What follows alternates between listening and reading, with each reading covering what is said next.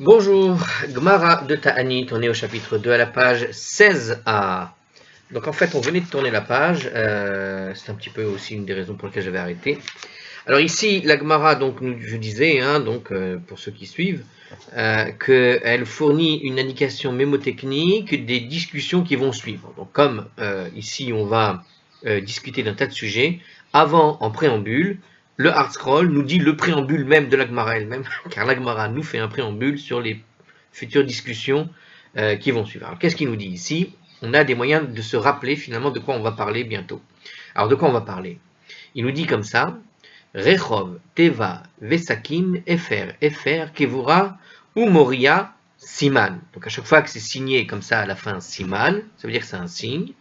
Et en fait, là, ici, il s'agit du signe, de tout ce dont on va aborder tout de suite. Alors, justement, de quoi on va aborder? Donc, le premier mot des indications mémotechniques, histoire de se rappeler vite, on va rappeler de Rechov. Alors, de quoi il s'agit? La Mayotzin, la Rechov. Donc, pourquoi est-ce qu'on sort sur la place publique? Vous vous rappelez qu'on a dit qu'on devait sortir, dans le cas des jeunes, des 7 derniers jeunes, on doit sortir l'arche sur la place publique, la Teva. Alors, Rechov, Teva, Vesakim, Efer. Alors justement, il y a plusieurs sujets. On a vu quoi? On avait vu qu'on doit sortir sur la place publique, la Teva, l'arche, d'accord, Vesakim, on doit se mettre, on doit se ceindre d'un sac en quelque sorte, si je me rappelle bien. Efer, donc on a dit qu'on doit mettre de la cendre, Kevura, Umoria, etc. Donc ici la cendre, la Teva, l'arche, etc. Donc c'est ici une sorte de signe comme ça, une sorte presque poétique d'aligner les mots qui finalement résument toutes les étapes de ce qui a été décrit dans les Mishnah. Alors ici justement, la Mayotzin la Rechov. Donc la première étape, c'est de comprendre finalement pourquoi dans la Mishnah, on doit sortir sur la place publique. D'accord? Avant même de parler de sortir l'arche, on nous a dit de sortir tout court d'abord sur la place publique. Pourquoi dehors? Alors la Mayotzim la Rechov, pourquoi est-ce qu'on sort sur la place publique? Nous dit la Gemara, Rabbi Chia bar Abba Amar, Rabbi Chia bar Amma nous dit, afin d'exprimer, alors l'Omar, afin d'exprimer, de dire, Zaraknu Bitsnia, Betsnia, Betsina, excusez-moi, je l'ai mal prononcé, mais c'est l'idée de tsniout, c'est l'idée de l'intimité, de le faire ça de manière pudique. Alors nous avons crié en prière dans l'intimité, justement, de la synagogue, on a crié de façon pudique, on a crié sans le montrer aux autres, Vélo, Na'aninu, mais nous n'avons pas été exaucés. Nevazé atzmenu bepreasia, humilions-nous alors en public. D'accord? Rabaissons-nous en public. Donc l'idée est la suivante, nous explique un petit peu l'art scroll en plus.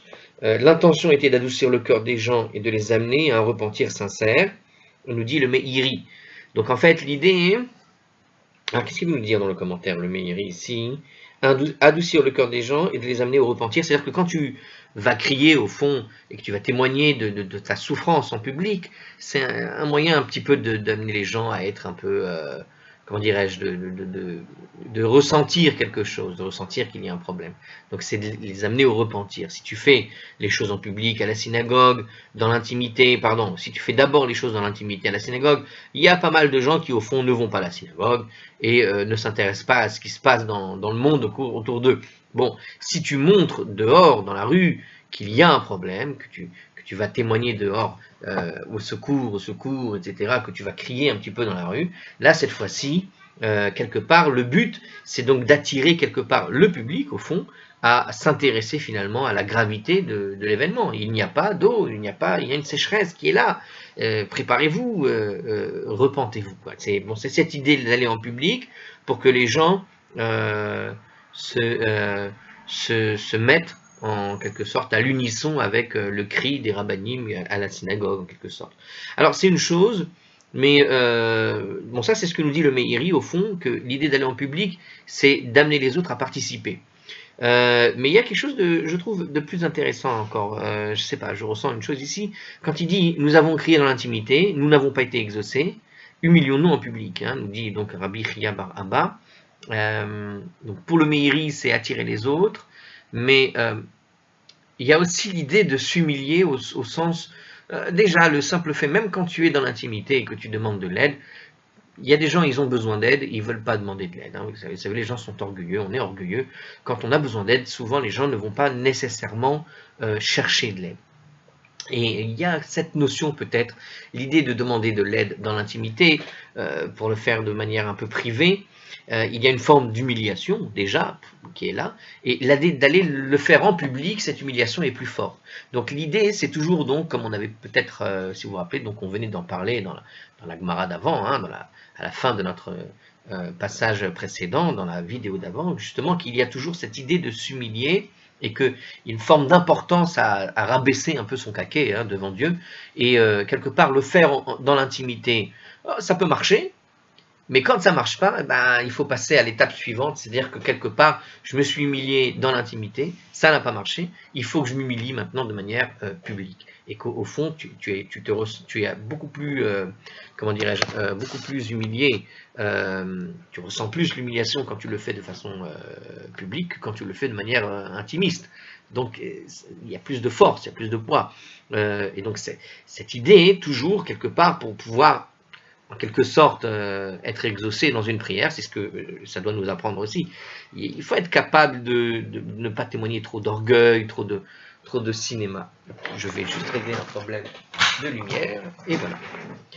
Donc, alors on continue dans la suite, parce que c'est pas fini sur ce passage en particulier. Donc, pourquoi est-ce qu'on doit sortir en public? Resh Lakish Amar. Resh Lakish nous dit, lui, afin d'exprimer que nous avons été exilés de notre synagogue. Alors ça, c'est très joli comme explication de Resh Lakish. Galoutenu, mechaperet alenu. Que notre exil nous serve d'expiation. Donc, en quelque sorte, il nous dit ici, le fait de partir en exil contribue à la réparation des fautes, nous dit Rashi. Donc, l'idée d'exprimer qu'on est en exil, pour Resh Lakish, c'est une belle idée. C'est-à-dire que si tu fais savoir à Dieu que, voilà, on a été en quelque sorte expulsé de la synagogue, on n'est plus dans la synagogue, on ne peut plus rester dans la synagogue, aller dans la rue, au fond, c'est témoigner qu'on ne peut plus rester chez soi, qu'on ne peut plus rester dans la synagogue. C'est témoigner d'une forme d'exil, et que l'exil étant une des, comment on appelle ça, une des punitions que Dieu peut envoyer, on peut témoigner devant Dieu qu'on a déjà, voilà, tu nous as punis, puisqu'on ne peut plus rester à la synagogue, c'est que cette punition a déjà démarré en quelque sorte. On est déjà dans un départ, et que quelque part, on témoigne d'une expiation. Puisque je me ressens, puisque je suis en exil, que je ne peux plus y retourner, que je n'ai plus la force d'y retourner, d'une certaine manière, être dehors, au fond, voilà, je me mets en situation d'SDF en quelque sorte, hein, sans aller au-delà, mais sans aller plus loin sur cette idée-là, mais c'est cette idée, voilà, que voilà, je montre à Dieu, j'ai déjà perdu pas mal, puisque je suis obligé maintenant de poursuivre mes prières dehors. C'est que quelque part, voilà, j'ai été expulsé, voilà, je me sens expulsé. Puisque tu as déjà un ressenti d'expulsé, tu veux montrer à Dieu, en quelque sorte, voilà, si tu as prévu de nous punir, je participe en quelque sorte à la punition ici, voilà, le fait que je me mette dehors, en quelque sorte, l'idée c'est d'apaiser la colère divine par cette auto-punition, j'ai envie de dire, parce que personne ne lui dit de sortir dehors, mais on va dire que la façon de le faire, c'est un moyen de témoigner que la situation n'est pas bonne, et donc quelque part il y a une forme d'expiation déjà en marche quand moi je me mets dehors en quelque sorte.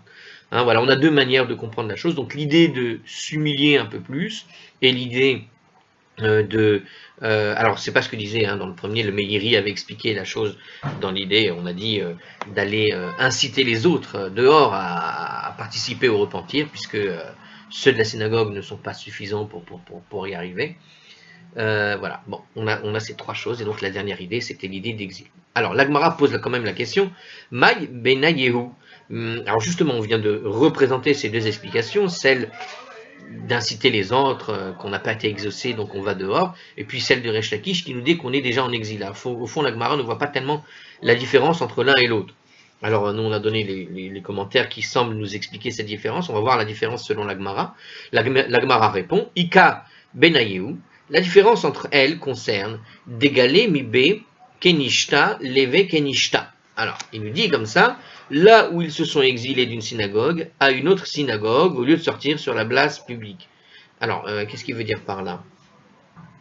Alors, le fait de se déplacer d'une synagogue à l'autre remplit la fonction d'exil, mais ne cause pas d'humiliation publique.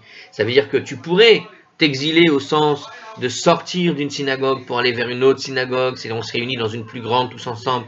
Donc il y a une forme d'exil, je suis plus dans ma synagogue parce que il fait trop chaud là-bas, il n'y a plus d'eau, je ne sais quoi. Mais et donc tu as déjà une forme d'exil, de sensation d'exil. Mais en fait, l'idée, c'est de forcer l'un par rapport à l'autre, c'est-à-dire la petite différence, c'est que tu peux aller d'une synagogue à l'autre et au fond, comme tu n'es plus dans ta synagogue d'origine, tu as une petite impression d'exil, mais ça ne suffit pas. Il faut aussi s'humilier et donc quelque part aller sur la place publique, c'est ça que ça apporte. Ça apporte à la fois l'exil et à la fois évidemment l'humiliation. Donc en fait, la différence, elle était là. Voilà. Alors, la Gemara continue. Velama motsiin et ateva lerechova shelahir. Donc maintenant le sujet c'est, on avait vu dans le moyen mémotechnique, on a rechov teva vesakim efer moria. Donc qu'est-ce qu'on a ici? Maintenant on a la teva, l'explication de cette teva. Lama motsiin et ateva lerechova shelahir. Et pourquoi alors aller prier puisqu'il faut sortir dehors? Très bien, on sort dehors, mais pourquoi y apporter aussi l'arche, d'accord, sur la place de la ville? Alors il nous dit comme ça dans le commentaire. Bien que l'on ait déjà expliqué pourquoi la communauté doit prier sur la place publique, et qu'il soit donc d'usage que le Shaliach Tzibour se tienne devant l'arche pour qu'il dirige la prière, les sages n'auraient pas imposé le dérangement de déplacer l'arche de son endroit habituel dans la synagogue pour cette seule raison, nous dit le Maharsha. Donc théoriquement, on a expliqué qu'il fallait que le Shaliach Tzibour soit sur la place publique, qu'il fasse la prière, etc. Mais pourquoi insister sur le fait, au fond, de déplacer aussi l'armoire sainte dans laquelle tu ranges ton Sefer Torah? Pourquoi y amener une armoire, en quelque sorte? Ou un pupitre? Tu peux faire la prière dehors sans avoir besoin de tout ça. Donc il y a une nécessité particulière d'y apporter l'arche. Alors pourquoi il faut faire ça? Amar Rabbi Yoshua ben Levi. Rabbi Yoshua ben Levi nous dit, l'Omar, afin d'exprimer l'idée, Kelit Sanoua, Hayalanu, nous avions un objet intime. C'est l'arche. Pourquoi c'est un objet intime? Parce que l'arche est l'endroit. N'oublions pas que Teva veut aussi dire donc une boîte. Donc c'est l'endroit où tu peux effectivement ranger notre Sefer Torah. Donc tu as un endroit où tu ranges le Sefer Torah. Qu'est-ce que ça veut dire ranger le Sefer Torah? Ça veut dire que tu le poses dans une boîte et que tu fermes la porte. Ça veut dire que le Sefer Torah est là, caché, dissimulé. Donc il y a une dimension ici de dissimulation, qui veut dire ici, le sens de la dissimulation, c'est la quintessence de ce qu'on appelle la pudeur. Donc il y a une forme de pudeur à travers l'arche, où on va mettre la Torah dans un endroit pudique, puisqu'elle est dans une armoire fermée. Vous voyez? Donc Kelit Sanoua Yalanu, nous avions donc un objet intime, une arche, quelque chose qui permet de cacher un objet. Venit Baza Baravonenu, et il a été dégradé, puisqu'il maintenant, et voilà qu'il est exposé publiquement en raison de nos transgressions. Donc, puisqu'on sort l'arche, normalement, l'arche est un endroit d'intimité, puisqu'elle est dans la synagogue, c'est fermé à la synagogue, et à l'intérieur, notre Sefer Torah, et voilà qu'est-ce qu'on est obligé de faire? On est obligé de sortir cet objet qui est un symbole d'intimité, on le met à la place, sur la place publique, comme ceux qui parlent de régler leur linge sale en public, de la même manière, alors ici le linge n'est pas sale, il est propre, mais c'est quelque chose qui appartient au domaine de la pudeur, de l'intime. Et pourtant, on le met dehors. Et le fait de le mettre dehors, c'est un symbole, c'est un signe qu'il y a ici on l'a dégradé, nous dit le texte de la Venit Baza, il a été dégradé. Pourquoi? Parce que au lieu de rester à la synagogue, où c'est sa place, voilà qu'on est obligé de le mettre sur la place publique. Et puisqu'il est sur la place publique, les gens savent, parce que il y a une symbolique derrière, que ça veut dire place publique. Une arche sur place publique, ça veut dire faute, transgression. Puisqu'il y a eu transgression, on l'a mis sur la place publique. Donc les gens, quand ils vont voir l'arche, vont savoir qu'il y a une transgression, il y a quelque chose qui restait de l'intime, qui est exposé à la face du monde, en quelque sorte. Alors il nous dit ici dans le commentaire, cet acte implique quelque sorte une confession des fautes. Donc le fait d'amener l'arche dans la place publique, nous dit Rashi, pour le coup, ce commentaire est basé sur Rashi, il nous dit ici que c'est une confession au fond que nous avons fait une faute. Puisque j'apporte l'arche et que mettre l'arche sur la place publique, c'est dégrader l'arche, c'est témoigner d'une faute, au fond, c'est une manière aussi de confesser qu'il y a eu une faute, et c'est déjà une première étape de la teshuva, d'un repentir, pour pouvoir atténuer, on va dire, la colère divine. Donc il y a cette étape-là, nous dit Rashi. Ensuite, il nous dit encore, le Meiri, dans ce commentaire encore de Hard Scroll, l'intention était de faire trembler le peuple lorsqu'il réaliserait que ces fautes avaient provoqué une telle déchéance. Donc au fond, alors le Meiri utilise un mot dur ici, en tout cas dans la traduction qui est proposée ici, il dit comme ça que c'est carrément une déchéance d'être obligé de faire sa prière dehors dans la rue avec l'arche. Il y a une notion de, voilà, vraiment on dégrade la sainteté de ce que doit être une synagogue et d'un lieu de prière, puisqu'on est obligé d'aller dans la rue et d'y amener l'armoire où on dépose le Sefer Torah. Il y a vraiment une forme de déchéance, quoi. Quand on est amené à ça, c'est une déchéance. Eh bien, ce que nous dit donc le Meiri, ça doit faire trembler le peuple. Le fait d'observer, au fond, que des gens sont prêts à aller prier dehors dans la rue, alors qu'ils sont censés prier dans la synagogue, des belles synagogues préparées pour cela, d'accord? Et voilà qu'on est avec rien dans la rue, il y a une dimension comme ça de déchéance, que le public va observer, et par cette observation, il va devoir admettre qu'il y a un problème, lui aussi. Voilà. Alors on continue. Alors il continue ici, donc on a toujours cette série de mémotechniques, je les rappelle. Donc on a Rechov Teva et maintenant on va parler des Sakim, Efer, Kevura ou Moria. Donc d'abord les Sakim, j'avais traduit par sac, c'est une bonne traduction, parce que c'était facile à retenir et que c'est un mot qui est utilisé dans la Megillah de Esther, donc je m'en rappelais comme ça, sac va Efer, c'est vraiment un classique qu'on entend dans la Torah et dans les textes. À savoir que dans un cas de deuil et de problème ou de catastrophe, on s'enduit, on se met un sac et de la cendre. Alors la question, c'est quoi ce sac? Justement, la Gemara va poser cette question-là. Alors déjà, il nous prévient Artscroll, on avait l'habitude les jours de jeûne de se vêtir de sac et de se rendre au cimetière et de sonner du chauffard, nous dit ici le Artscroll, et en commentaire, il rajoute que la Mishnah, alors voilà, c'est vrai que j'étais surpris, parce que c'est pour ça que je n'étais pas sûr de ma traduction, parce que la Mishnah ne mentionnait pas, il nous dit ici le Hard-Scroll, l'usage de se vêtir d'un sac. Donc il n'y a pas écrit dans la Mishnah qu'il faut mettre un sac particulier les jours de jeûne, malgré tout. La Gemara demande la raison de cette coutume qui est bien connue, puisque je viens de vous citer effectivement dans la Megillah de Esther, vous avez l'usage du sac qui est mentionné. D'accord? Donc la Gemara en fait profite dans la foulée, puisqu'on parle de toutes ces choses qu'on doit faire durant des moments de détresse, des moments de jeûne et autres, et bien voilà qu'il y a une habitude ici qui est celle du sac. Donc la Gemara pose la question au fond, pourquoi est-ce qu'il profite en fait la Gemara, nous dit le commentaire ici, le Rinva, au fond d'aborder le sujet. Alors, dans le Yerushalmi, la Gemara s'interroge sur une autre coutume en vigueur des jours de jeûne, à savoir le fait de sonner du chauffard. Donc, c'est ce que nous disait ce commentaire de Hartscroll ici, à savoir qu'on a aussi l'habitude de sonner du chauffard durant ce genre de période, et on n'a pas ici la question du chauffard, elle ne fait pas partie, par exemple, des momotechniques qui sont posées ici, mais on a, en tout cas, l'évocation du sakit, du sakim, des sacs, et de se couvrir d'un sac, mais pas du chauffard. Et pour ça, il faudra étudier la même Gemara dans Yerushalmi. Alors, Velama mitkasin bas besakim. Et pourquoi est-ce qu'on met un sac, nous dit donc la Gemara. D'abord, qu'est-ce que ça veut dire mettre un sac? Je n'ai pas très bien compris. On se vêtit d'un sac, ça veut dire on s'habille avec un sac. Peut-être ça vient de là, vous savez, quand il y a dans l'argot français, on dit parfois, tu es habillé comme un sac à patates, on dit, mais un sac tout court, j'ai envie de dire. Peut-être ça vient de là, tu t'habilles comme un sac, tu es habillé avec t'as l'impression d'être revêtu d'un sac, d'un sachet, tu as mis un sachet et tu en as fait une robe. Bon, je sais pas si c'est ça, peut-être ça vient de là. Alors, Amar Rabbi Chia bar Abba. Rabbi Chia bar Abba a dit, l'Omar, afin d'exprimer une idée, Hare anu chashuvin kivhema. Voilà que nous sommes considérés comme des animaux. D'accord? Donc, nous dit ici Rabbi Chia bar Abba.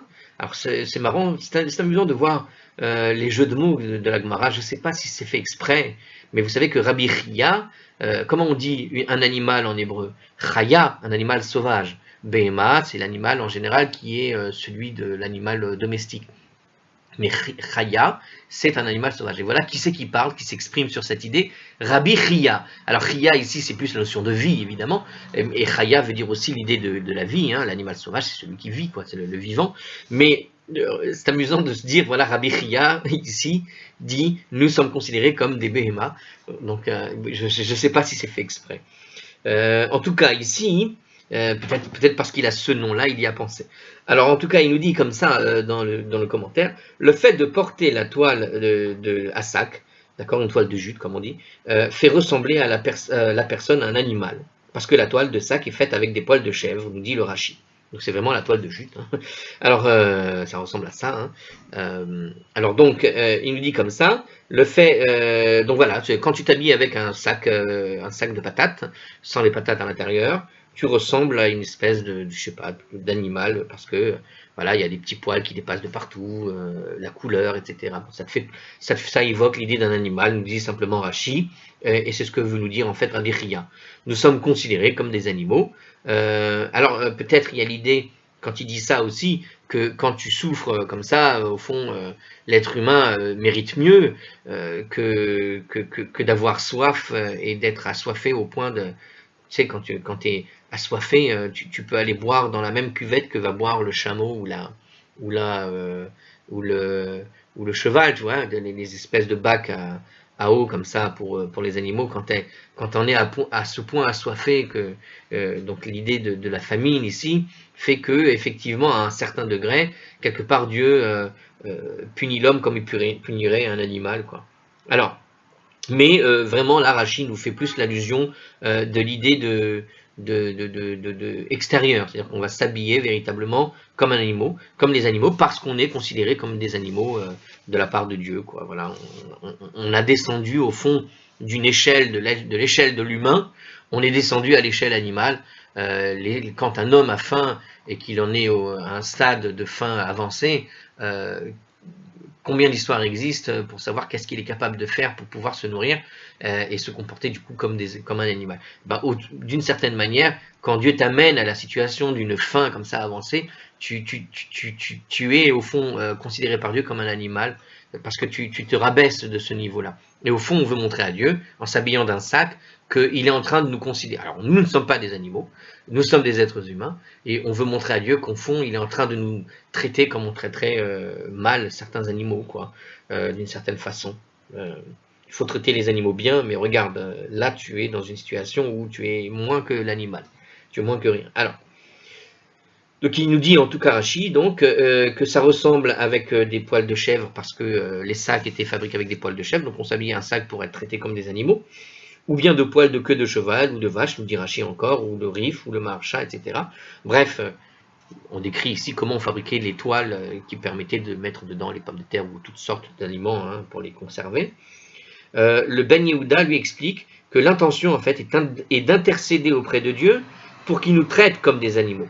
Alors, c'est un petit peu différent, à savoir que là, pour le coup, c'est pas que l'animal lui-même est considéré comme quelque chose de négatif et on montre à Dieu que tu nous as vraiment, tu nous traites comme des animaux, mais à l'envers, nous dit ici Rav Yehuda, c'est une version plus positive pour les amoureux des animaux, à savoir qu'on demande à Dieu de nous traiter comme les animaux. Parce que qu'est-ce qu'on dit ici? Alors que les animaux n'ont pas de mérite, voilà que Dieu a tout de même pitié d'eux, et en général, il trouve de quoi manger, l'animal. Alors que voilà que l'être humain, qui n'est pas un animal, et qui a quand même plus de mérite qu'un animal, tu l'empêches de manger, de se nourrir, il n'a plus rien à manger. Donc au fond, on est en train de dire à Dieu ici, au fond, tu donnes un mérite aux animaux que tu ne nous donnes pas. Les animaux n'ont pas de mérite, mais tu les traites bien, par chesed, par bonté ultime. Et bien de la même manière, on demande à Dieu, si vraiment nos actions sont très mauvaises, je veux dire, au moins ne nous traite pas comme des animaux. Voilà, c'est ça un petit peu ça l'idée. Et pitié, comme tu as pitié des animaux. Quand tu as pitié des animaux, tu as pitié de manière gratuite des animaux. Donc, aie pitié de l'homme, gratuitement en quelque sorte. Offre-nous cette gratuité de la pitié. C'est-à-dire que tu veux nous priver de luxe, prive-nous de luxe, mais qu'au moins on puisse se nourrir au minimum. Vous voyez, c'est ça l'idée. Hein. Donc, voilà, donc je répète, hein, alors que les animaux n'ont pas de mérite, Dieu a tout de même pitié d'eux, de même que Dieu ait la compassion pour nous dit le Meiri dans ce commentaire. Petite pause d'enregistrement. Et voilà. Alors, suite de la Gemara, Velama notnin efer, donc on continue dans la suite des mots mémotechniques, hein, donc Rechov, Teva, Vesaki, mais maintenant efer, et deux fois d'ailleurs, pourquoi deux fois, on va voir. Alors, Velama notnin efer mikle, al gabe Teva. Alors, pourquoi est-ce qu'on place des cendres, de la cendre sur l'arche? Amar Rabbi Yehuda ben Pazi. Rabbi Yehuda ben Pazi a dit, Kelomar, pour nous dire, Aimu Anochi et Aimu Anochi Betsara. Moi, je suis avec lui dans la détresse. Alors, on est dans le psaume 91, et ça vient du psaume 91 au verset 15. L'arche qui contenait des rouleaux de la Torah représente l'arche. Alors, l'arche, contenant, pardon, les rouleaux de la Torah, représente l'arche qui se trouvait dans le Saint des Saints au temple. Lieu de résidence de la Shekhinah. Bon, tout le monde connaît ça, pour ceux qui connaissent un peu le temple. Le temple, l'endroit principal, le plus important, était le Saint des Saints, et c'est là que résidait la Shekhinah. Grande question, qu'est-ce que la Shekhinah? Bon, alors je ne vais pas expliquer, mais la Shekhinah, c'est, je vais l'expliquer quand même finalement. La Shekhinah, c'est, on pourrait dire, imaginez, c'est cette idée de la présence divine, de la sensation de la présence divine, parce qu'on ne peut pas résumer évidemment Dieu à un endroit, à un espace. Dieu ne réside pas dans un endroit particulier, évidemment. Mais ce qui va résider, c'est ce qu'on appelle la Shekhinah, c'est-à-dire cette sorte d'émanation que Dieu, en quelque sorte, produit quand il veut montrer qu'il est présent. Donc, en quelque sorte, il y a une sorte d'émanation, une sensation qui va être ressentie par la présence, qui va être ressentie. Donc, c'est cette sensation, cette représentation, c'est un peu difficile, il ne faut pas le dire comme ça, c'est une sensation de la présence divine. Voilà.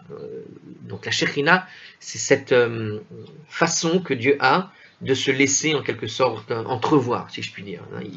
Il laisse résider une forme comme ça, de présence, de sa présence, et toi tu vas ressentir cette présence très forte. Donc il a créé cet endroit, le Saint des Saints, qui permet d'y ressentir la présence divine. Cette Shekhinah, c'est donc tout simplement traduit ici par présence divine. Ok? Donc il laisse comme ça la Shekhinah, donc l'arche représente quelque part la Shekhinah, le Saint des Saints, puisque dedans se trouvent les rouleaux de la Torah, c'est un petit peu l'équivalent. Donc qu'est-ce qu'il nous dit ici? Quand il nous dit pourquoi on va mettre donc de la cendre sur l'arche, au fond, eh bien cet acte symbolique, quelque part, il véhicule l'idée que lorsque le peuple juif est dans la détresse, la Shekhinah se joint à lui, pour ainsi dire, dans la détresse. Donc en quelque sorte, puisque le Saint des Saints d'une synagogue, au fond, c'est l'endroit où se trouve le Sefer Torah. Et puisque le Sefer Torah qui se trouve dans l'arche, puisque l'arche représente en quelque sorte l'idée du Saint des Saints, donc elle représente aussi la Shekhinah. Et puisqu'elle représente aussi la Shekhinah, cette arche, eh bien d'une certaine manière, en mettant de la cendre, on veut faire en sorte que la présence divine participe quelque part au deuil, en quelque sorte, à la douleur, à la difficulté, et donc on associe la présence divine à la difficulté du peuple. Et donc on va poser ces cendres sur l'arche. Voilà, c'est ce que veut nous dire ici le Maharsha dans ce commentaire qui a été proposé par le Hard-Scroll sur le verset du psaume 91-15. Alors qu'est-ce que nous dit justement le verset? Je reprends. Donc Rabbi Yehuda ben Pazi nous a expliqué donc pourquoi est-ce qu'on place de la cendre sur l'arche, comme pour dire Aimo anochi betsara. Moi, Dieu, je suis avec lui dans la détresse. Donc, moi, Dieu, je suis avec lui dans la détresse. Donc, l'arche, c'est Dieu, nous disait donc le Maharsha.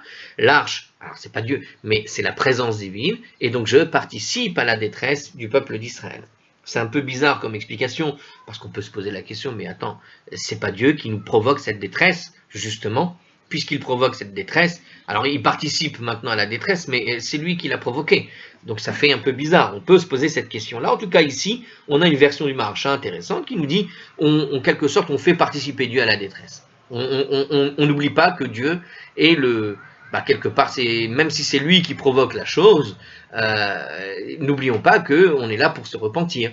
Et alors on est là pour se repentir, mais c'est pas parce que les règles divines ont été établies de telle manière que celui qui faute mérite une punition, que Dieu a un plaisir particulier, une sadique comme ça, à te donner envie, à te donner faim ou à te faire souffrir. C'est pas de ça qu'il s'agit. Dieu veut que tu fasses tes chouvas. Il ne veut pas te faire souffrir, mais les règles telles que le monde a été établi font que voilà, il y a une causalité à effet.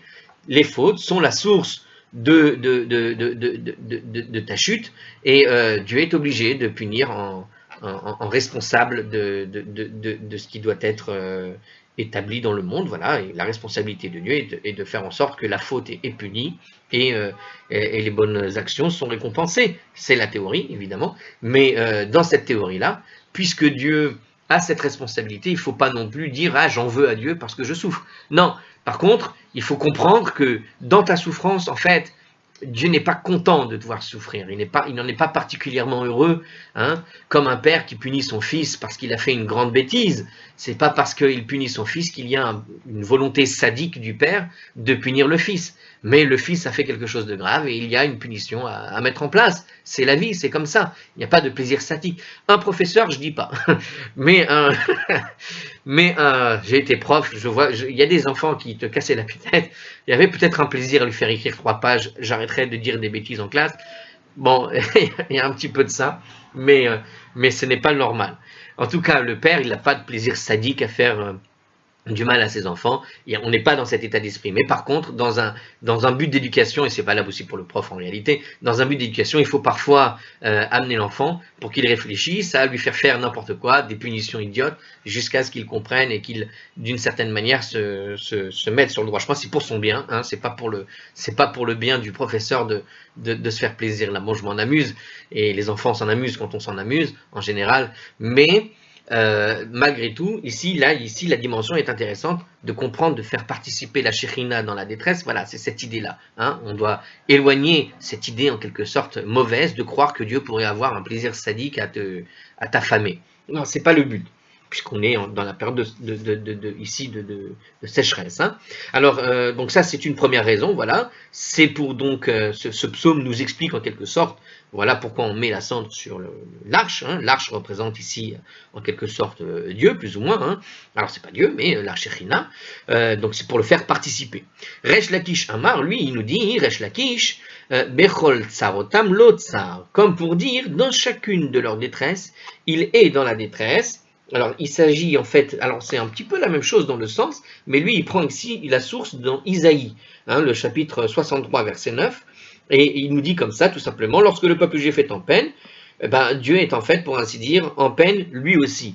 Donc on retombe un petit peu sur la même idée, d'accord, sauf que peut-être dans le premier cas, finalement, de Rabbi Yehuda ben Pazi, quand il se servait du psaume qui dit « Moi, je suis avec lui dans la détresse », c'est une manière de faire participer Dieu, mais là, c'est plus une idée de montrer que Dieu, dans ce psaume-là, hein, il nous montre ici que Dieu, en fait, voit bien que le peuple juif est en peine, et cette peine touche Dieu en réalité. Donc on est un petit peu dans un autre registre, plus humain, j'ai envie de dire. Plus, comment dire, voilà, Dieu a une peine particulière de voir le peuple juif dans la détresse. C'est pas nécessairement, il y a une petite nuance, je ne sais pas si vous l'avez vu. Voir le Ben Yehuda qui traite de la différence du sens entre le verset cité par Rabbi Yehuda ben Pazi et celui cité par Resh Lakish. Donc voilà, bon, j'ai soulevé qu'effectivement ça ressemblait beaucoup, mais je pense qu'il y a une nuance. Ici, il nous propose d'aller voir un commentaire, mais je ne l'ai pas ici. Hein, voilà, il faut voir le Keren Ora, il faut voir d'autres endroits. Bon, comment dire. En tout cas, c'est vrai que celui qui ne verrait pas la nuance tout de suite, sachez qu'en commentaire, ils l'ont remarqué aussi, que la nuance est très très fine. Mais voilà. En tout cas, dans chacune de leurs détresses, il est dans la détresse. Ça veut dire que Dieu souffre ici. Dans la première version, c'est pas que Dieu souffre, mais c'est qu'on fait participer à Dieu à notre peine, en quelque sorte. Vous voyez la nuance ou pas? Il y a une souffrance que Dieu possède, c'est-à-dire qu'il est pris par sa responsabilité de Dieu de devoir punir le bien et le mal, et donc d'une certaine manière, ça ne l'empêche pas de souffrir dans la... Voilà, je pense que j'ai donné un peu cette idée de nuance avec l'exemple du père ou du prof. Alors, bon, le prof souffrira un peu moins, le père peut-être plus. Alors, Amarabi, on pourrait dire que dans le premier cas, c'était l'idée du professeur qui, bon, je comprends sa souffrance à l'élève, mais bon, j'en souffre pas plus que ça. Alors que dans le cas du père, celle de l'exemple d'Isaïe ici, c'est plus l'idée que, voilà, quand le père voit son enfant souffrir, il en souffre. Mais il est obligé de le punir pour avoir fait ci ou ça, ou pour l'éduquer, quoi, pour des raisons d'éducation. Marabizera. Zarabizera nous dit, Meresh ki hava chazina lehu le rabanan. La première fois que j'ai vu les sages, de placer de la cendre sur l'arche, lorsqu'ils ont mis la cendre sur l'arche, misda za li kule gufani. Mon corps tout entier a tremblé.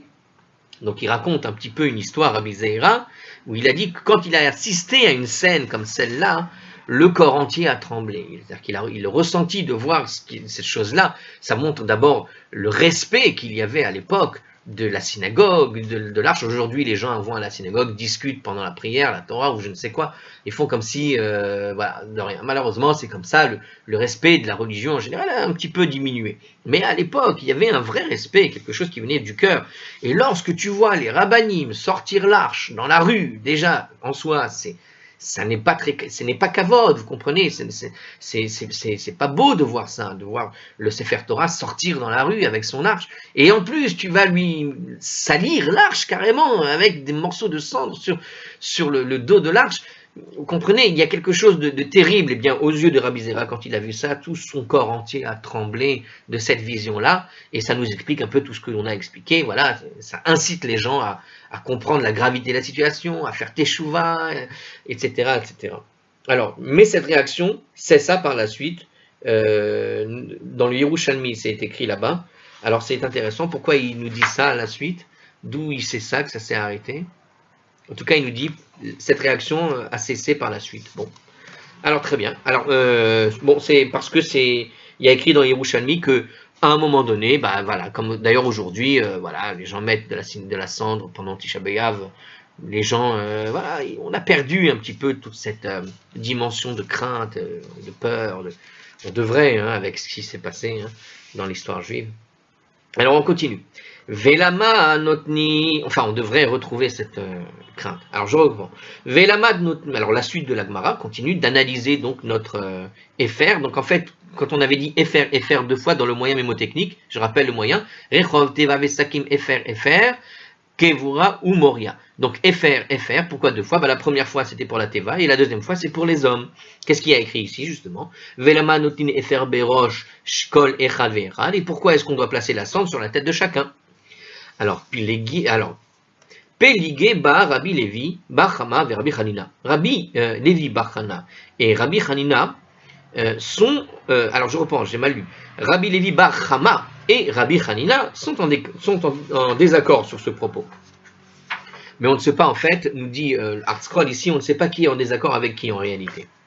Voilà, on ne sait pas lequel des deux soutient ou l'autre opinion, parce qu'ils vont donner deux opinions sans savoir qui est en désaccord avec l'autre. En général, puisqu'il y a le premier, alors c'est que c'est le deuxième, voilà, la première version qui va être donnée sera celui de Rabbi Levi, et puis la deuxième version de Rabbi Hanina. Normalement, ça devrait être ça, mais il doit exister des preuves où des fois c'est l'inverse. Donc ça ne marche pas. Alors on reprend. Chad Amar, l'un d'eux a dit, donc tu vois, c'est vraiment, on ne sait pas lequel des deux, donc, Hare Anu Choshvin, Hare Anu Chashuvin Lefanecha Ke'efer. Comme pour nous dire, au fond, nous sommes considérés devant toi comme de la cendre. Donc nous ne sommes que de la cendre, nous ne sommes que de la cendre. C'est terrible, hein, cette phrase. Comme pour dire à Dieu, qu'est-ce qu'on est? On n'est qu'un morceau de cendre. Quand tu penses à la Shoah, quand tu sais ce qui t'est arrivé avec la Shoah 2000 ans plus tard, et tu lis ce texte, tu te poses quand même de sacrées questions. Hein. Tu dis, voilà, on est considéré véritablement comme de la cendre, et 2000 ans plus tard, les ennemis des Juifs, on en fait de la cendre, quoi.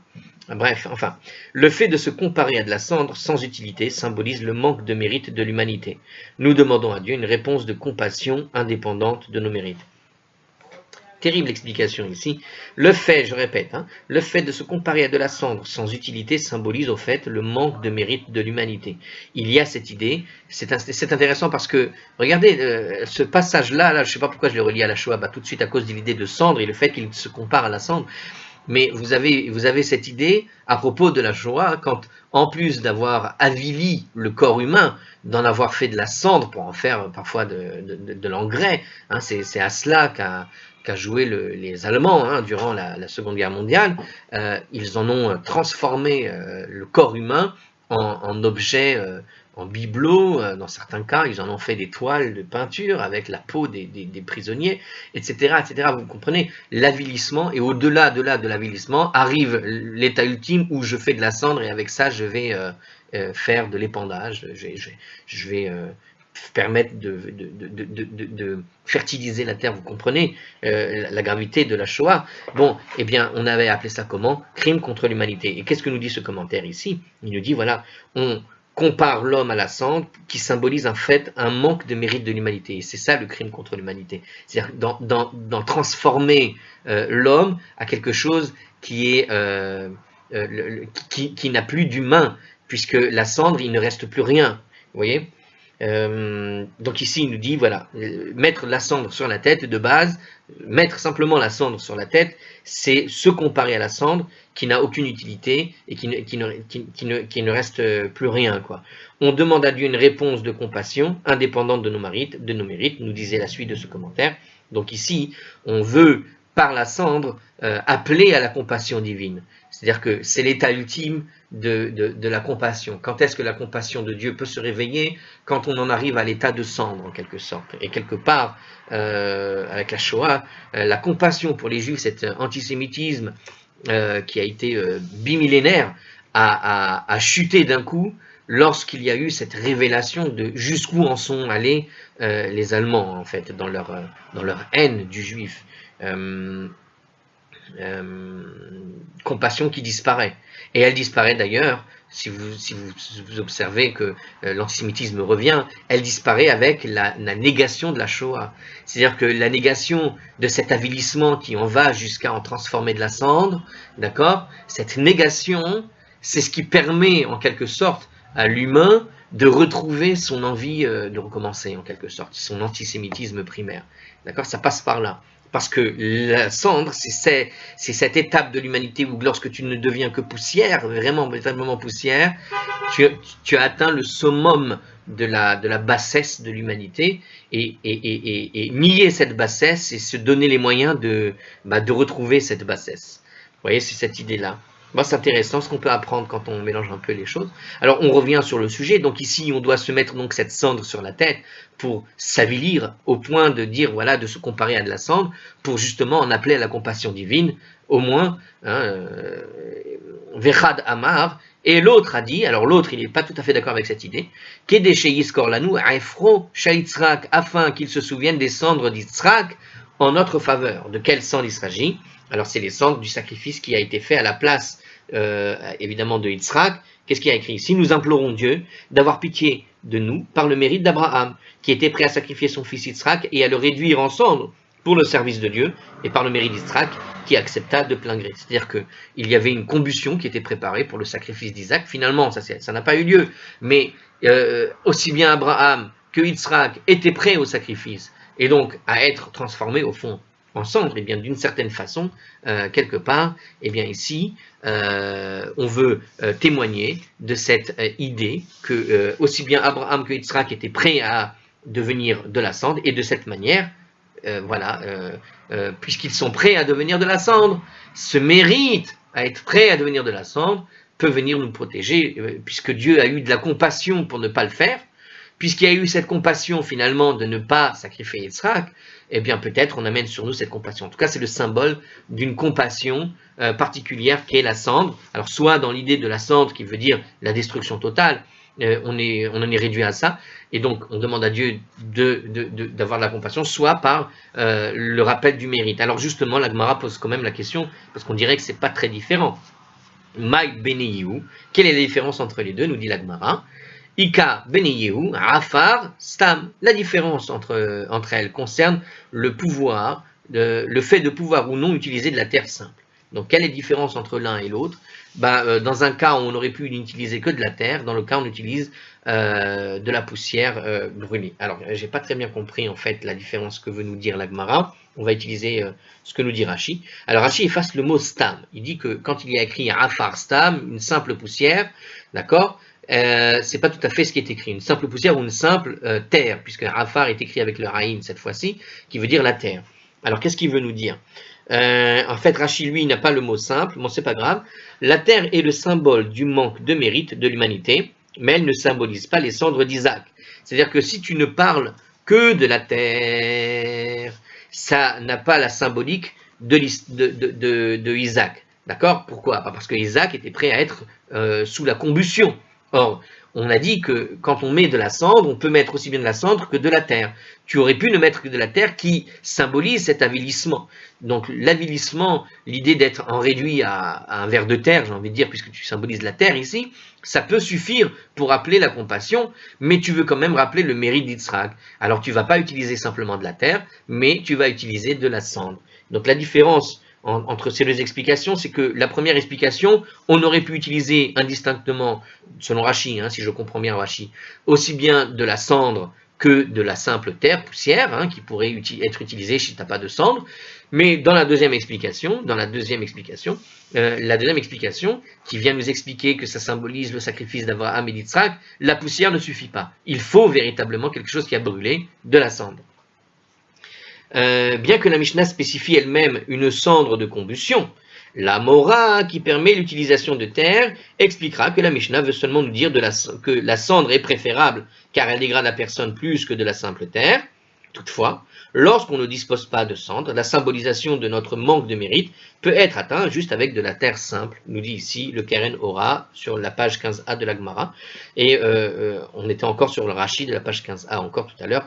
Donc ici, il nous explique qu'on aurait pu n'utiliser que de la poussière, mais pour faire le Hidur Mitzvah, pour faire encore mieux, on utilise la cendre, et là on a l'explication de la différence, parce que la cendre va, en plus de symboliser le manque de mérite de l'humanité, elle va en plus symboliser le mérite d'Abraham et d'Yitzhak, pour en appeler encore plus fort à la compassion divine. Voilà. Alors il nous reste dans les moyens mémotechniques, donc je les rappelle et on fera ça dans une prochaine vidéo parce qu'il faut y aller. Rechov Teva Vesakim FR, il nous reste Kevura ou Moria. Est-ce que c'est... Ouais, ça va être un petit peu long, ça va être trop long après. Donc je vous propose de faire la suite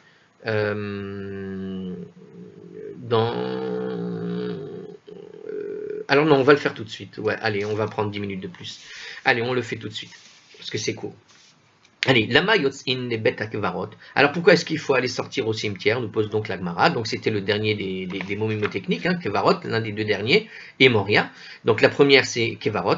Donc il nous pose la question ici. En commentaire, on a déjà quelque chose. Il était d'usage que le peuple se rende au cimetière après la prière durant les jours de jeûne. Donc on devait aller au cimetière. Donc pourquoi il faut aller au cimetière? Rabbi Levi bar Chama et Rabbi Hanina. Rabbi Levi bar Chana et Rabbi Hanina sont en désaccord sur ce point. On ne sait toujours pas qui c'est lequel des deux, nous dit Hartzkron. Chad Amar. L'un des deux donc a dit Hare anu chashuvin lefanecha kemetim, parce que pour nous dire en fait qu'on est considéré devant toi comme des morts, on retrouve un petit peu l'idée de la cendre, mais c'est à savoir que là ici c'est simplement la mort, donc la terre pouvait suffire, on est enterré quoi. Ça nous servait à susciter des sentiments d'humilité par le fait que nous nous considérions comme des morts, nous dit le Meiri, donc on retrouve cette idée d'humilité, je suis comme un mort, voilà, j'ai pas à manger, j'ai plus rien à boire, etc. Donc il y a cette idée là. Par ailleurs, ça avait le but d'insister, nous dit encore le commentaire ici, ça a le but d'inciter les gens à repentir, le sous-entendu étant que si nous ne repentons pas, on va bientôt être mort. C'est intéressant, beau commentaire de Rambam ici, puisque on va mourir comme ceux qui reposent dans le cimetière. C'est-à-dire que si on continue de ne pas manger, on va arriver là. S'il n'y a rien à manger et rien à boire, c'est ce qui va nous arriver. Donc quelque part, ça symbolise aussi bien le repentir, mais aussi un moyen de réveiller le peuple pour qu'il se remette à prier, parce que notre chemin, c'est vers le cimetière. C'est ce que nous dit le Rambam ici dans Ilchot Taniyot 4.18. On continue, voir aussi Lechem Mishneh, etc. Alors, autre explication, ceci semble dire, si nous méritons la mort, voici que nous sommes déjà dans un cimetière, ce qui est assez charmant, tout comme les morts. Dieu devrait donc considérer que nous avons déjà enduré la punition de mort, nous dit ici le Yerushalmi. Donc il y a ici une explication assez sympathique qui nous dit qu'au fond, voilà, puisque on en est à ce stade et qu'on est comme des morts, on est maintenant dans le cimetière déjà en avance. Donc est-ce que tu peux considérer quelque part que tu nous as punis? Voilà, on est au cimetière, on est allé jusque là-bas. Donc on n'est pas seulement en exil, mais on est allé jusqu'au cimetière. C'est là notre destination, on a compris. Voilà. Et quelque part, on lance déjà cette punition dans cette dernière explication de Hartzkron ici par le billet du Yerushalmi. Vechadamar. Alors, sur quoi ils sont différents, justement? La deuxième, c'est la différence. Et l'autre, qu'est-ce qu'il dit, justement? Kede sheyevakshu alenu metim rachamim, afin que les morts qui sont enterrés demandent la miséricorde en notre faveur. Alors ça, on connaît bien, puisque toutes les Hiloulot, qu'est-ce qu'on fait pendant qu'on fait les grandes Hiloulot? Pour ceux qui connaissent, par exemple, la Hiloula de Rabbi Shimon Bar Yochai, et qui vont aller jusqu'à Méron, là-bas, en Israël, le monde fou qu'il y a là-bas, mais on va aller justement se recueillir sur la tombe des tzadikim et des morts. Donc justement, il y a cette idée qu'on appelle la miséricorde des morts. Bon, ça tout le monde connaît, étrangement, mais la Gemara pose la question quand même. Maï benayehu. Et quelle différence il y a entre les deux? Alors évidemment, on a donné les explications ici, donc vous l'avez en tête. Quelle différence il y a entre les deux? La Gemara nous répond. Ika Benayu, Kivre Akum. La différence, elle concerne avec les tombes d'idolâtres. Alors, qu'est-ce que ça veut dire les tombes d'idolâtres? Pourquoi il y a une différence? Le fait que la coutume s'applique ou non à la visite des tombes d'idolâtres, alors qu'aucune tombe juive ne se trouve à proximité. Ça veut dire que la coutume ici pouvait concerner effectivement aller dans un cimetière. Tu peux aller dans un cimetière, mais pas nécessairement celui des sadikim ou des juifs. Tu peux aller juste dans l'idée d'aller dans un cimetière. C'est-à-dire qu'il y en a un, il te dit, tu vas dans le cimetière, point. Alors que l'autre, il te dit, non, si tu vas dans le cimetière, va carrément dans le cimetière des justes, des tzadikim, ou des gens que tu connais, ou je ne sais qui peuvent prier pour toi. Vous voyez? Donc la différence, elle est là entre les deux. C'est-à-dire qu'on peut se suffire dans un premier temps d'aller simplement dans l'idée d'aller voir les tombes, simplement. Et l'idée d'aller voir les tombes, c'est ça te, voilà ta destination finale. Bon, tu te mets ça en tête, en quelque sorte. Donc d'une certaine manière, t'en appelles à la miséricorde à travers cette idée que, voilà, je sais où je vais arriver, si ça continue. Donc, voilà, il y a cette idée-là. Et puis l'autre, il te dit, non, tu vas aussi profiter, d'une certaine manière, de la prière des justes, puisqu'ils sont sur place. Alors, il nous dit comme ça, je vais quand même lire ce que nous dit ArtScroll, moi je vous ai donné la manière de l'interpréter que je viens de faire. Si la visite au cimetière a pour but d'exprimer l'idée que nous sommes considérés devant toi, Dieu, comme des morts, alors ce cimetière, qui contient des tombes idolâtres, suffit. Voilà, il y a des morts, tu vas aller dans un endroit où il y a des morts pour que tu comprennes, voilà, que tu vois la mort devant tes yeux, quoi. Mais par contre, si c'est pour que les personnes défuntes prient pour nous, évidemment, il faut aller visiter les tombes des juifs qu'on connaît et autres. C'est ce que nous dit Rachi, apparemment, qui nous l'explique. Alors, on continue. Et enfin, dernier mot des fameux 6 mots mémotechniques de toute cette histoire, le mot Moria. Alors, quel rapport ici avec le mot Maïhar Moria ici? Quel est le sens ici de Moria? Alors, il y a 2 commentaires ici. Alors, on y va, on va les faire. Juste pour la question, parce que c'est vrai que quel rapport avec Moria ici, il n'y a pas de raison. Alors, il s'agit de la montagne, évidemment, alors, sur laquelle Abraham lia Yitzhak pour offrir un sacrifice et sur laquelle le temple fut construit plus tard. Donc le mont Moria, c'est l'endroit où se trouve le mont du temple. Bien que la Torah n'appelle pas explicitement cet endroit le mont Moria, elle mentionne que Dieu ordonna à Abraham d'amener Yitzhak vers la terre de Moria, et de là d'y offrir le sacrifice dans l'une des montagnes du Moria. Le Moria, donc, c'est toute la zone où se trouvait le temple et le mont du temple aujourd'hui. La Torah raconte également qu'Abraham appela cet endroit Adoshem Yir'e, Hachem considéra, qui est approprié, ça veut dire l'endroit approprié à choisir le lieu comme le site du temple, et que les générations futures diront Behar Adoshem Yir'e, c'est-à-dire sur la montagne sur laquelle Dieu s'est manifesté. Moria, Yir'e, c'est la même racine, vous voyez. Donc la montagne où Hachem se manifestera à son peuple. Donc ces 2 expressions présentent une similitude avec l'idée de Moria, puisque Moria c'est la même racine. Le Maharsha nous rajoute encore que dans l'écriture on appelle effectivement le temple le mont Moria dans les chroniques 2, 3, 1. Donc si vous voyez le livre des chroniques au chapitre 2, 3 et 1, le livre des chroniques numéro 2 au chapitre 3 verset 1, il s'avère que le mont du temple s'appelle le mont Moria, point. Donc voilà, autre commentaire encore sur cette notion, là c'est Rachi apparemment ici qui nous présente le texte de ArtScroll, bien que cela soit sans rapport avec les jours de jeûne, l'Agmara, voilà, on est d'accord, l'Agmara discute ici de la signification de mont Moria, parce que celle-ci fait aussi référence à un désaccord entre Rabbi Lévi, Rabbi Chama et Rabbi Hanina. Donc en fait on a un petit rajout de la discussion qu'on a eue précédemment entre les 2 rabbins. Il s'avère que ces 2 rabbins sont en désaccord sur un tas de sujets, et voilà que comme on a souvent parlé du désaccord des 2, eh bien on rajoute un des derniers désaccords qu'il y avait entre eux, l'idée de Moria. Et apparemment ça n'a pas de rapport avec les jeunes pour le coup. La Haggaot Yavetz lui explique qu'il y a quand même un rapport, je suppose, puisque le mont Moria est mentionné dans la Mishnah. L'Agmara a demandé comment celui-ci a acquis ce nom, tout simplement. Donc en fait, on est dans un passage qui va nous expliquer d'où vient le mont Moria. Et puisqu'elle était citée dans la Mishnah, tout simplement, les 2 rabbins discutent de notre Mishnah, et tous ces sujets étaient plus ou moins abordés, sauf un des sujets qu'on avait vu, est finalement abordé dans la Mishnah. Alors, on y va. Donc, Maï Hara Moria. Quel est le sens du mot Moria, nous dit l'Agmara. Évidemment, Peligé bar Rabbi Lévi bar Chama et Rabbi Hanina. Rabbi Lévi et bar Chama et Rabbi Hanina sont en désaccord à ce propos, mais on ne sait pas lequel des 2 donc soutient l'une d'opinion ou l'autre. Bon, la même chose que tout à l'heure. Rahad Amar, l'un des 2 nous a dit Har Sheyatsa Mimenu Hora'a li Israël, donc il fait le rapprochement de Moria avec le verbe de voir, donc quelque chose qui permet d'entrevoir, de percevoir. Il fut appelé le mont Moria parce que c'est le mont d'où fut issu l'enseignement de la Torah à Israël. Alors Moria ici, c'est pas l'idée de voir, mais c'est l'idée d'enseigner. C'est-à-dire que c'est la même racine que la Torah. Ha-Moria, c'est la même racine que le mot Torah, tout simplement. Donc ici, c'est cette idée-là qui nous sort. On va nous expliquer comme ça quand même dans le commentaire, je vais vous le dire avec le commentaire. Comme il est dit, car de Sion, c'est écrit comme ça, c'est-à-dire Jérusalem, sortira la Torah. Donc puisque de Sion va sortir la Torah, c'est de l'endroit que sortira la Torah, Moria. D'accord, le grand Sanhédrin, qui constituait l'instance suprême pour désigner les questions qui concernaient les lois de la Torah, se réunissait dans la salle de prière de la pierre taillée, ce qu'on appelle l'Ishkat HaGazit, sur le mont du Temple à Jérusalem. Donc là-bas, ils se réunissaient, et là-bas, ils faisaient des décrets pour la Torah. De plus, le prophète se tenait à cet endroit lorsqu'ils adressaient des remontrances au peuple juif pour ses manquements. Donc voilà, c'est ce que nous dit apparemment Rachi ici, sur ce passage. Donc voilà, dans le Saint-Temple, qui se trouvait sur le mont Moria, donc, se trouvait un endroit de la pierre taillée, où se trouvait en fait, ça c'était dans le deuxième temple, et la pierre taillée en réalité c'est les vestiges du premier temple, où se trouvaient là-bas des pierres, en rappel de la destruction du premier temple, et à partir de là, sortait la Torah en quelque sorte, à la fois par le Sanhédrin ou par les prophètes qui devaient parler là-bas. Alors, j'ai pas très bien compris sur la pierre taillée du coup quelque chose, puisque si les prophètes n'y arrivaient plus au deuxième temple. Je vous ai donné une interprétation de ce que c'était la pierre taillée, mais je suis pas très sûr du coup. Bon, alors on continue. En tout cas, c'est de là-bas que sort la Torah, et donc Moria est à rapprocher du mot Torah tout simplement. La racine du mot Moria vient de Yireh, qui signifie enseigner. Yireh, Yud Resh He. Donc cette racine vient nous enseigner l'idée de l'enseignement. Enfin, l'autre, qu'est-ce qu'il dit? Vechadamar, ça